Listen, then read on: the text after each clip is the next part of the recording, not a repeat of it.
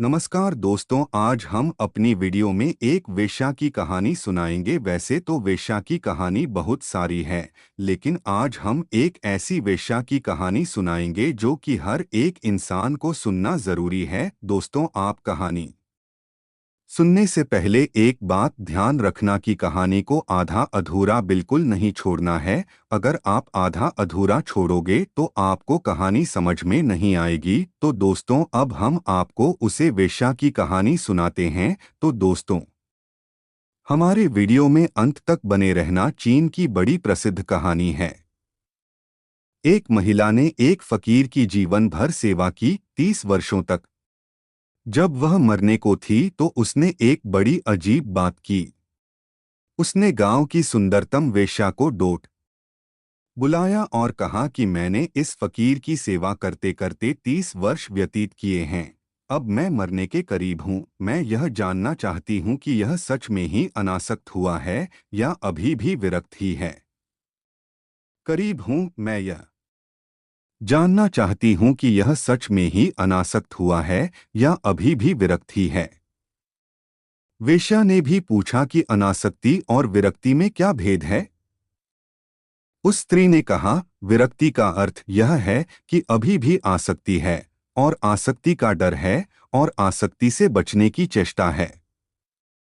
और अनासक्ति का अर्थ होता है न आसक्ति रही, न विरक्ति रही, न डर रहा, न लोभ रहा, दोनों का अतिक्रमण, द्वंद्व का अतिक्रमण। तो तू एक काम कर, उसने वेश्या को कहा कि जो तुझे लेना हो उतने पैसे मैं दूंगी। तू आधी रात आज चली जा। वह फकीर आधी रात को ध्यान करता है। 30 साल से कर रहा है, अभी तक हुआ ध्यान या नहीं, यह मैं जानना चाहती हूँ। मरने के पहले यह पक्का कर लेना चाहती हूँ कि जिसकी सेवा की व्यर्थ ही तो नहीं की। तो तू चली जाना भीतर। उसकी झोंपड़ी का द्वार अटका ही रहता है, क्योंकि कोई कभी जाता ही नहीं। तू द्वार खोल लेना, और वह कुछ भी कहे, एक एक बात का ख्याल रखना, मुझे तुझे बताना पड़ेगा। और जाकर एकदम उसका आलिंगन कर लेना। वह क्या कहता है, क्या करता है, बस तू लौट कर मुझे बता देना। मरने के पहले मैं यह जान लेना चाहती हूँ। वह वेश्या गई। उसने दरवाजा खोला। दरवाजा खोला तो साधु एकदम घबराया। उसने आंख खोलकर देखा, साधु ने ध्यान करने बैठा था। एकदम चिल्लाया कि अरे दुष्ट स्त्री, तू यहाँ क्यों? बाहर निकल। आधी रात को तुझे यहाँ आने की क्या जरूरत? लेकिन उनकी जबान लड़खड़ा गई। उसके शरीर में कंपन हो गया। लेकिन वह स्त्री तो पैसा लेकर आई थी, वह तो चलती ही आई। वह चिल्लाया कि दूर रह, पास क्यों आ रही है?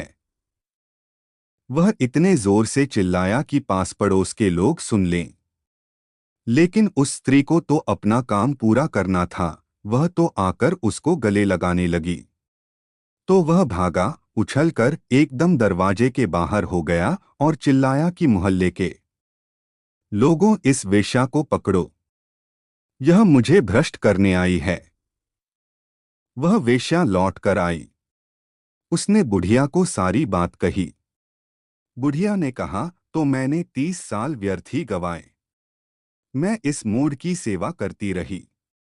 यह विरक्त ही है, अभी अनासक्त नहीं।